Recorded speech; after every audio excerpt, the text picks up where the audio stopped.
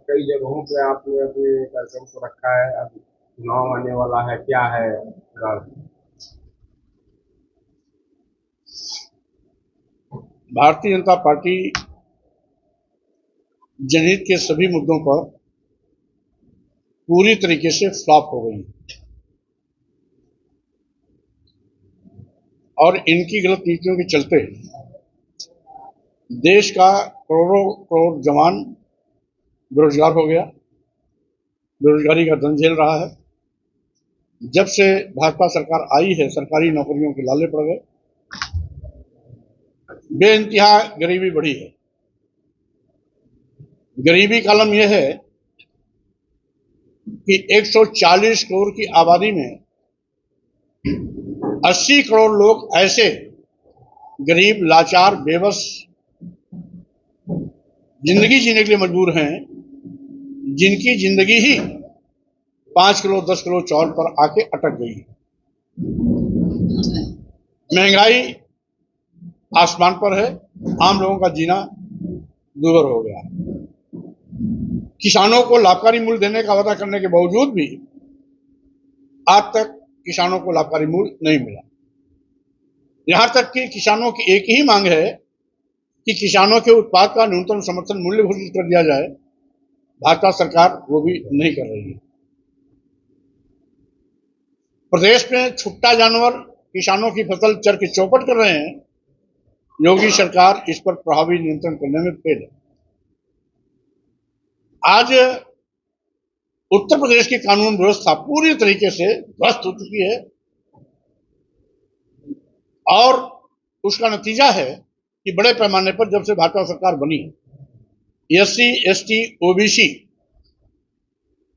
के नौजवानों की रोजाना आए गए दिन हर 4-5 जिलों में हत्या, बहन बेटियों के बलात्कार, दुराचार का शिकार बनाया जाना आम हो गई। सरकार अपराधियों के खिलाफ बड़ी कार्रवाई करने के बजाय अपराधियों को बचाने में पूरी ताकत लगाती है, क्योंकि ये आपराधिक कृत्य करने वाले ज्यादातर लोग कहीं न कहीं भाजपा सरकार द्वारा संरक्षित है। यही नहीं, भाजपा सरकार जिन दलितों, आदिवासियों, पिछड़ों को हिंदू कह के वोट दिया था, सत्ता में आने के बाद उन्हीं दलित, आदिवासी, पिछड़ों का आरक्षण शून्य और निष्प्रभावी कर दिया है। वैसे भी जब सरकारी नौकरियां नहीं तो आरक्षण तो अपने आप शून्य हो जाता है। लेकिन गाहे बेगाहे यदि कोई वैकेंसी निकली भी तो इनके किसी भी विज्ञापन में एससी, एसटी, ओबीसी का 100% आरक्षण नियम का कहीं फॉलो नहीं किया गया है। एससी को 2-4% पे लाके रोक देते हैं, शेड्यूल टाइप्स को 0.5, 0.7, 0.2 पे लाके रोक देते हैं। 5% आरक्षण के बजाय 8%, 9%, 10% पे लाके रोक देते हैं। तो स्वाभाविक रूप से आज आरक्षण नियमों का पूरी तरीके से अनदेखी की जा रही है। 69,000 शिक्षकों की भर्ती में आज तक 18,000 आरक्षित वर्ग के चयनित अभ्यर्थियों को नियुक्ति पत्र नहीं मिला। वो इसी धांधली का एक हिस्सा है। बिना विज्ञापन निकाले मनमाने तरीके से कहीं कहीं ये कह के कि एससी, एसटी, ओबीसी के अभ्यर्थी उपलब्ध नहीं है, इसलिए सभी पदों को सामान्य रूप से भर दिया जाए, यानी 100% आरक्षण अजगर की तरह निकल रहे हैं। आज कुल मिलाकर के योगी सरकार की प्राथमिकता हर 400-500 मीटर पर शराब की दुकान खोलने का है, जबकि प्रति किलोमीटर स्थित राइट टू एजुकेशन एक्ट के मुताबिक 6 साल से 14 साल के बच्चों को अनिवार्य और निःशुल्क शिक्षा दिए जाने की जो सरकार की जवाबदेही और जिम्मेदारी है, ये सरकार उससे पलायन कर रही है। और यही कारण है कि उत्तर प्रदेश के 27,764 स्कूल को बंद करने का फरमान सरकार ने सुना दिया था। यद्यपि अपनी जनता पार्टी ने प्रदेश स्तर पर, जिला स्तर पर, विकासखंड स्तर पर इसका पुरजोर विरोध किया, सरकार बैकफुट पे आई, बंदी का फैसला वापस लिया, लेकिन अभी भी स्कूलों के बंदी पर तलवार लटक रही है, क्योंकि तमाम मुख्यमंत्री की घोषणा के बाद कि कोई भी स्कूल बंद नहीं होगा, उसके बावजूद तमाम ऐसे स्कूल हैं जो जिसमें ताला लग गया आज तक नहीं खुला। यानी 27,764 स्कूल बंद करने का मतलब है ग्रामीण क्षेत्र के गरीब बच्चों को शिक्षा से वंचित करने का एक षड्यंत्र है। क्योंकि प्राइमरी और जूनियर हाई स्कूल में गरीब बच्चे ही पढ़ते हैं, वो गरीब पिछड़ा हो या अगड़ा हो, वो गरीब मजदूर दलित आदिवासी हो, हिंदू हो या मुसलमान हो, गरीब के ही बच्चे इन स्कूलों में पढ़ते हैं। और ऐसे स्कूलों को बेहतर बनाने के बजाय बंदी का फरमान ये बहुत ही चिंताजनक है और साथ ही सरकार की उस गंदी सोच को जाहिर करती है जिससे ग्रामीणों को शिक्षा से वंचित करने का साजिश की बुआती है। वहीं पर उच्च शिक्षा इतनी महंगी कर दे रहे हैं कि गांव का 40 बीघे का 50 बीघे काश्तकार भी अपने बेटे बेटियों को अब विश्वविद्यालय में पढ़ाने के लिए 100 बार सोचेगा। स्वाभाविक रूप से जो शिक्षा सर्वसुलभ होना चाहिए उसका व्यवसायीकरण किया जा रहा है, यूं कहिए औद्योगिकरण किया जा रहा है, और जिसके नाते आम लोगों से शिक्षा दूर होती जा रही है। हमारी मांग है माननीय प्रधानमंत्री को इस बात का ध्यान तो है कि 1 नेशन 1 इलेक्शन, उसके पहले जबकि प्राथमिकता यह सुनिश्चित किया जाना चाहिए कि 1 नेशन 1 एजुकेशन, लेकिन 1 नेशन 1 एजुकेशन का भूल के भी कभी जिक्र नहीं किया। 1 नेशन 1 इलेक्शन उनको याद रहा, जबकि 1 नेशन 1 एजुकेशन से शिक्षा व्यवस्था सर्वसुलभ होगी, गरीब अमीर सबके बच्चे पढ़ सकते हैं और बिना भेदभाव के समाज के अंतिम पायदान का व्यक्ति भी स्कूली शिक्षा से लैस हो सकता है। माननीय प्रधानमंत्री नरेंद्र मोदी जी यूं तो भारत को विश्व गुरु बनाने का सपना दिखाते हैं, लेकिन काम उल्टा कर रहे हैं।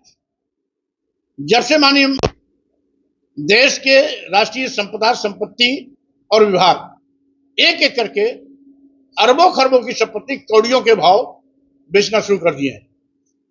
देश के सभी बंदरगाह, एयरपोर्ट, एयर इंडिया, बहुसंख्यक रेलवे स्टेशन और कई दर्जन ट्रेनें, यहां तक कि LIC जैसी बड़ी संस्था अपने चहेते उद्योगपतियों के हवाले कर दिया। मेरा सवाल है कि आखिर अदानी अंबानी जैसे कुछ थैलीशाह माननीय प्रधानमंत्री की प्राथमिकता पर क्यों? देश की संपदा या देश का सरकारी विभाग जनता के खून पसीने गाढ़ी कमाई से दिए गए टैक्स से स्थापित होता है। माननीय प्रधानमंत्री जी सरकारी विभाग, सरकारी संस्थान, सरकारी प्रतिष्ठान को निजी हाथों में बेचने का जो पाप कर रहे हैं, ये ईस्ट इंडिया कंपनी से भी खतरनाक इनका कदम है जो देश का बंटाधार कर रहे हैं। विश्व गुरु बनाना तो बहुत दूर की बात है, आज देश को कंगाल बना रहे हैं, गरीब बना रहे हैं, लाचार बना रहे हैं, बेरोजगारों की फौज तैयार कर रहे हैं, किसानों के साथ हकतलफी हो रही है, कहीं स्कूल बंद किए जा रहे हैं और कहीं बड़े पैमाने पर गुंडाराज को बढ़ावा, अराजकता को बढ़ावा। और नतीजा है कि जंगल राज की आग की चपेट में अब तो भारतीय जनता पार्टी के लोग भी आने लगे हैं। अभी अभी गाजीपुर में एक थाने में और लखनऊ में ABVP छात्रों पर बुरी तरीके से लाठीचार्ज। अभी 16 तारीख को जब मैं बनारस में था तो वहां पर बड़े पैमाने पर पुलिस कर्मियों और वकीलों में हाथापाई, मारपिटाई, यहां तक कि एक दरोगा बुरी तरह से घायल भी हुआ। यह है इनके जंगल राज का एक छोटा सा आईना। माननीय योगी जी कहते हैं जीरो टॉलरेंस। जीरो टॉलरेंस उनका तकिया कलाम हो गया है। जीरो टॉलरेंस का अर्थ ही नहीं समझ पाए आज तक योगी जी, और यही कारण है कि रटवीर तोते की तरह जीरो टॉलरेंस बोलते रहते हैं, लेकिन जमीनी हकीकत क्या है इस पर उनकी नजर नहीं जा रही। इन सारी असफलताओं को लेकर के अपनी जनता पार्टी पूरे उत्तर प्रदेश में भ्रमण का कार्यक्रम तय किया है। माननीय कांशीराम साहब के जन्मदिन 25 मार्च 2025 से इस यात्रा की शुरुआत हुई थी। लखनऊ के डॉक्टर भीमराव अंबेडकर सामाजिक परिवर्तन स्थल से, जो 6वें चरण में यात्रा आज आजमगढ़ में आई है और आजमगढ़ की यात्रा हमारे 42वें जिले की यात्रा को पूरी करेगी। इसके बाद पूर्वी उत्तर प्रदेश के सभी जिले हमारे भ्रमण कार्य से आच्छादित हो जाएंगे। अब हम यहां से निकलने के बाद बुंदेलखंड का दौरा करेंगे 7वें राउंड में, और फिर उसके बाद 8वें, 9वें, 10वें, 11वें, 12वें में मैं पश्चिमी उत्तर प्रदेश के बचे हुए अन्य जिलों का दौरा कार्य संपादित करूंगा। मकसद है कुंभकर्णी नींद सोने वाली भारतीय जनता पार्टी जो जनता के साथ धोखा कर रही है, उससे जनता को सावधान करना है और साथ ही साथ पूरे प्रदेश में जनता को सम्मान स्वाभिमान के साथ खड़ा कर इस लुटेरी सरकार के खिलाफ लामबंद होना है। और हमारा इस यात्रा का एक मकसद और भी है कि 2027 विधानसभा चुनाव भाजपा की विधायी का चुनाव हो। इस दिशा में अपनी जनता पार्टी लगातार निरंतर प्रदेश के विभिन्न जिलों में जाकर विधानसभा स्तर पर कार्यकर्ताओं को जन संवाद के माध्यम से सावधान सजग भी कर रही है और साथ ही साथ सत्ता बनाने की दिशा में भी आगे बढ़ रही है। 403 विधानसभाओं पर हमारी तैयारी भी चल रही है और स्वाभाविक रूप से 2027 विधानसभा चुनाव करिश्माई होगा। मायावती जी से मिलने दिल्ली तक पहुंच गई थी, इसको कैसे आप देख रहे हैं? बहरहाल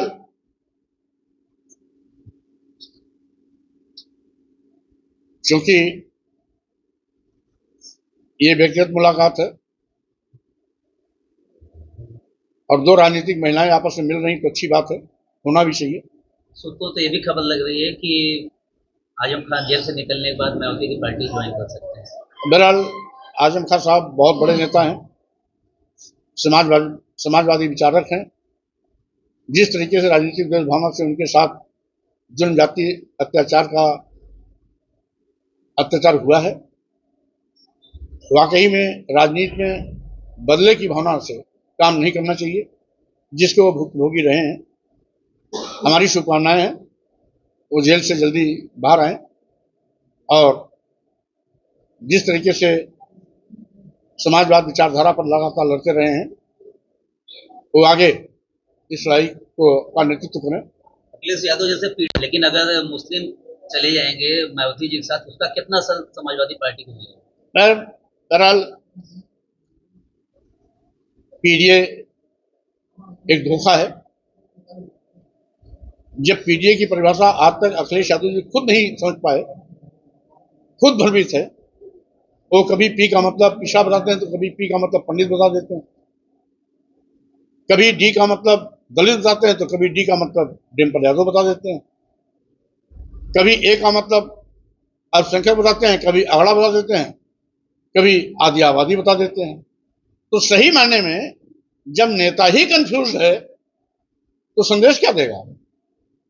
इसलिए वो धोखा है, छलावा है, इसके अलावा कुछ नहीं। क्या आने वाले दिनों में बसपा के साथ हो सकते हैं? अब बसपा हमारे साथ हो सकती है या हम उसके साथ हो सकते हैं, ये अभी अंधेरे में है। अभी हम सभी 403 विधानसभाओं पर तैयारी कर रहे हैं और क्योंकि मकसद है बीजेपी को सत्ता से बाहर करना, बीजेपी को सत्ता से बाहर करने के लिए समान विचारधारा के लोगों से हाथ मिलाने में कोई गुरेज नहीं। यद्यपि अभी छोटी छोटी 10 राजनीतिक पार्टियां हमारे नेतृत्व में विश्वास करते हुए एक मोर्चा गठन किया है जिसका लोक मोर्चा नाम दिया गया है। लोक मोर्चा के बैनर तले भी मंडल स्तरीय उन 10 पार्टियों के संयुक्त कार्यकर्ताओं की बैठक हो चुकी है और मेरे नेतृत्व में वो लगातार लोक मोर्चा सक्रिय है। इसलिए कौन कहां आता है, कौन कहां जाता है, ये तो अभी भविष्य की बात है। लेकिन हमारी तैयारी भारतीय जनता पार्टी को सत्ता से बाहर का रास्ता दिखाने के लिए चाक चौबंद तैयारी है और वो कर रहा है। पीएम मोदी कमजोर प्रधानमंत्री के साथ साथ वो असफल प्रधानमंत्री हैं।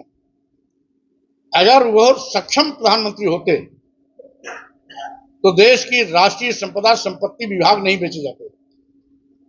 जब देश के सभी बंदरगाह, एयरपोर्ट, एयर इंडिया, बहुसंख्यक रेलवे स्टेशन, कई दर्जन ट्रेनें और LIC जो सभी लाभ में चल रहे थे, उनको अदानी अंबानी के हाथों दे दिया, इसका मतलब देश चला नहीं पा रहे हैं। इसलिए एक सरकारी विभाग जाने माने उद्योगपतियों को दे रहे हैं, जो उनके जिगरी यार हैं और उनकी तिजोरी भरने का काम कर रहे हैं। इसलिए देश की जनता के साथ उन्होंने धोखा किया, छलावा किया। सबका साथ, सबका विकास, सबका विश्वास धोखा साबित हुआ। और यही कारण है कि आज Modi ji and company East India Company की तरफ से देश को लूट रही है। मोदी रविशंकर ने कहा है कि पाकिस्तान के जितने लोग होते हैं वो दोस्त होते हैं राहुल गांधी के और कांग्रेस के। अब माननीय प्रधानमंत्री नरेंद्र मोदी जी की कौन सी यारी थी जो मुस्लिम कंट्री का दौरा करते हुए अचानक बिना कार्यक्रम के पाकिस्तान में लैंड कर दिया था प्लेन? तो राजनीति में कौन किसका दोस्त है, कौन किसका दुश्मन है, ये परिस्थितियां तय करती हैं। कभी चीन को पानी पी के गाली देते थे माननीय प्रधानमंत्री जी, और अभी हाल में 15 दिन पहले चीन के प्रधानमंत्री से हाथ मिलाने के लिए पीछे पीछे चल रहे थे। तो स्वाभाविक रूप से दोस्ती यारी समय समय बदलती रहती है। शौकत अली ने कहा है कि बाबा धीरेन्द्र साहब बाहर जाकर सेको के यहाँ बिरयानी खाते हैं। शौकत अली MIM के प्रदेश अध्यक्ष कहे हैं कि बाबा धीरेन्द्र साहब बाहर जाकर के सेको के यहाँ बिरयानी खाते हैं। तो अगर उन्होंने कुछ कहा है तो स्वाभाविक रूप से देखा हो तभी कह रहे हैं। लेकिन मैं किसी के निजी जीवन में किसी प्रकार का दखल देना में विश्वास नहीं करता हूं। हाँ, इतना जरूर है कि बिरयानी खाते या नहीं खाते हैं ये तो मेरी जानकारी में नहीं है, लेकिन साधु संत के भेष में जिस तरीके से वो देश के बंटवारे की बात करते हैं, हिंदू राष्ट्र की बात करते हैं, हिंदू राष्ट्र देश के बंटवारे का बीज बोया जा रहा है, ये घोर अपमानजनक टिप्पणी है। ऐसे लोगों पर राष्ट्रद्रोह का मुकदमा लगना चाहिए। तो इसमें एक राजनीति का कहा जाए या महापुरुषों पे आरोप लगाया। अब गाजी सैयद सलार को जिस तरीके से महिमा मंडन किया जा रहा है, सुहेल देव के ऊपर सवाल उठाया जा रहा है, इस तरह की चीजों का भी देखिए, जब क्या समझते हैं? इसके लिए भारतीय जनता पार्टी जवाब दे, जिम्मेदार है। भारतीय जनता पार्टी के आने के पहले ये इस प्रकार की बात क्यों नहीं उठती थी? हिंदू मुस्लिम कहां से आ गया, मस्जिद मंदिर कहां से आ गया, ये मुद्दा दिया किसने? भारतीय जनता पार्टी ने दिया। 1100 साल तक यहां मुस्लिम शासक थे, तब हिंदू खतरे में नहीं था। आज हिंदू के ठेकेदार प्रधानमंत्री हैं और मुख्यमंत्री हैं तो हिंदू खतरा है। स्वाभाविक रूप से ये छोटी राजनीति है, घटिया राजनीति है, संविधान विरोधी राजनीति है, राष्ट्र को तोड़ने की साजिश है। ऐसे दूषित भावना के लोगों से देश को सावधान रहना चाहिए। तो गाजी सैयद सलार की जो महिमा मंडन किया जा रहा है उसको आप किस रूप में देख रहे हैं? कौन महिमा मंडन कर रहा है? AIM के भाई, कोई व्यक्ति विशेष कर सकता है। स्वाभाविक रूप से इतिहास के गड़े मुर्दे नहीं उखाड़ने चाहिए। आज भारतीय संविधान लागू है, हमारे 30 लाख स्वतंत्रता संग्राम सेनानियों ने लड़ाई लड़ी है आजादी के लिए। उसमें से बहुतेरे शहीद हुए, बहुतेरों ने अपनी जिंदगी पूरी जेल की सलाखों में बिताई, बहुतेरे घर बार छोड़ करके पूरी जिंदगी लड़ते रह गए। उनके बिना पर देश आजाद हुआ है। आज हिंदू, मुस्लिम, सिख, ईसाई, बौद्ध, जैन, पारसी सभी भारतीय हैं और सभी समान रूप से बराबर का महत्व रखते हैं। ये भारतीय संविधान कहता है। भारतीय संविधान ये भी कहता है धर्म, पंथ, संप्रदाय, जाति, लिंग, जन्म स्थान के आधार पर किसी के साथ खान की कसम खाने वाले संवैधानिक पदों में बैठे हुए प्रधानमंत्री, मुख्यमंत्री जी और उनकी पार्टी 24 घंटा हिंदू, मुस्लिम और मस्जिद मंदिर का रट क्यों लगाती है? सारे मुद्दे पर फेल हो गए हैं। अपनी असफलता को छिपाने के लिए, देश की जनता की आंख में धूल झोंकने के लिए हिंदू, मुस्लिम और मस्जिद मंदिर इनकी एक साजिश है। ना ये हिंदू के पक्षधर है, ना मुस्लिम के पक्षधर है। ये देश लूट रहे हैं, देश बेच रहे हैं, इसलिए इनसे सावधान रहने की आवश्यकता है। प्रधानमंत्री जी का बयान है कि देश का सबसे बड़ा दुश्मन आत्मनिर्भरता है। देश का कोई दुश्मन है तो कोई देश नहीं है। वो आत्मनिर्भरता होना जो है, अगर हम आत्मनिर्भर होते हैं तो देश सबसे बड़ा फायदेमंद होता है। दूसरे देश पर निर्भर होना हमारा सबसे बड़ा दुश्मन है। दूसरे देशों पर निर्भर होना हमारा सबसे बड़ा दुश्मन है। भाई आत्मनिर्भर आप होंगे कैसे? देश के करोड़ों नौजवान को रोजगार बना के 80 करोड़ लोगों को 5 किलो 10 किलो चावल पर जीने की परिस्थितियां पैदा करके ऐसे आत्मनिर्भर होगा। रोजगार, जहां रोजगार मिलना चाहिए उन संस्था सरकारी विभागों को बेच रहे हैं, ऐसे देश मजबूत होगा। नौजवानों को, आने वाली पीढ़ी को कंगाल बना के देश मजबूत होगा। तो स्वाभाविक रूप से भारतीय जनता पार्टी कहती कुछ है, करती कुछ है।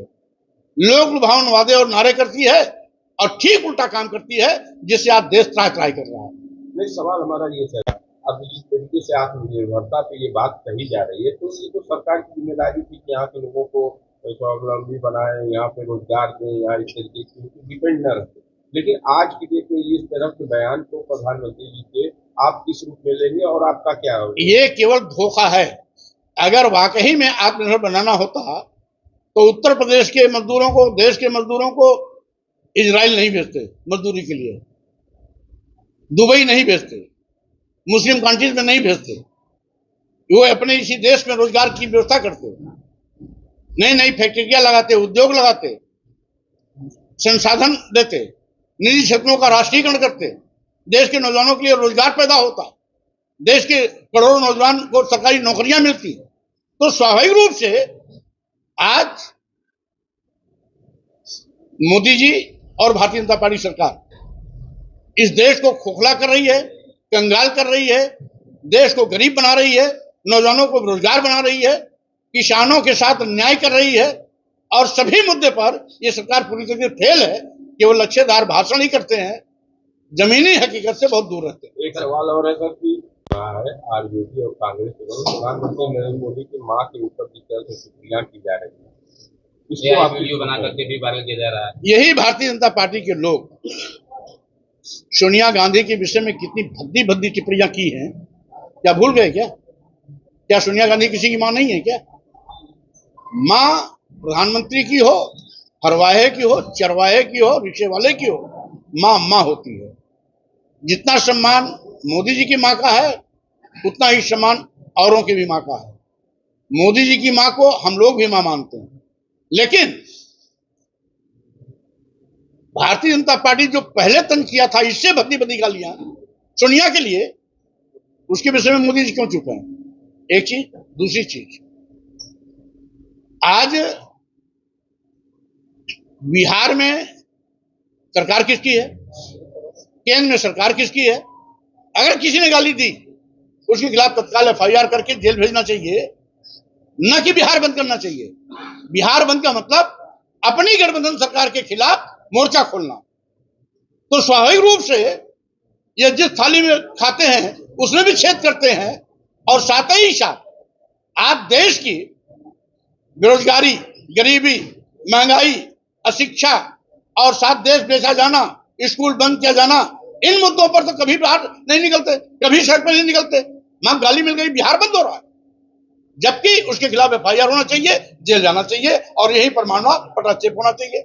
ये चुनावी मुद्दा बनाने के लिए गाली देना एक साजिश है। और जिस व्यक्ति ने गाली दी उसकी फोटो एक नहीं दर्जनों बार नीतीश जी के साथ वायरल हुई है। तो इसका मतलब यह नहीं हो सकता कि मोदी ने जानबूझ के साजिश के तहत इसको गाली दिया, जिससे कि आने वाले चुनाव में इसको मुद्दा बनाया जा सके। जो ट्रेन में पानी मिलता है बॉटल का, उसमें 1 रुपया कम किए हैं, बड़े बड़े विज्ञापन आए हैं। इनका काम है पहले किसी भी वस्तु का दाम इतना बढ़ा दो कि लोग उफ करने लगे, उसके बाद 1 रुपया घटा दो। तो ये पानी की कीमत बढ़ाए कितना थे, पहले उससे पूछना चाहिए। और 1 रुपया घटाए तो कौन बड़ा एहसान कर दिए? जिसकी सर्विस निःशुल्क होनी चाहिए उस पर कीमत वसूल रहे हैं, 1 रुपया घटा करके एहसान लूटना चाहते हैं। तो स्वाभाविक रूप से 10 गुना कीमत बढ़ाते हैं, 1 रुपया घटा कर वाई लूटने की साजिश करते हैं। ये इनका षड्यंत्र है। संविधान लिखने में से जो है डॉक्टर बी.आर. अम्बेडकर नहीं थे, बल्कि जो कमेटी थी उसमें सारे लोग थे। इसको लेकर क्या करें? अरे भाई, ये तो सभी जानते हैं कि कमेटी संविधान सभा थी, संविधान समिति थी, संविधान निर्माती समिति थी, उसमें कई मेंबर थे। जो बारी बारी कोई बीमारी का बहाना बना के, कोई विदेश जाने का बहाना बना के, कोई किसी कारण से उस संविधान निर्माण में अपना सहयोग नहीं दिया। बाबा साहब डॉक्टर अम्बेडकर चूंकि उस कमेटी के चेयरपर्सन थे, उन्होंने उसकी जवाबदेही सुनिश्चित की। ये कौन सी बात है, इसको सब जानते हैं। राम भद्राचार्य कौन सी नहीं बात डॉक्टर करते। बी आर अम्बेडकर को हम लोग अपना हीरो मानते हैं, उन्होंने कहा कि अकेले नहीं थे संविधान के लिए। अब संविधान सभा में राम भद्राचार्य नहीं थे, इसलिए उनको कोई जानकारी नहीं है। वो केवल बोलना जानते हैं, जानकारी से उनका कोई मतलब नहीं है। ठीक है, बहुत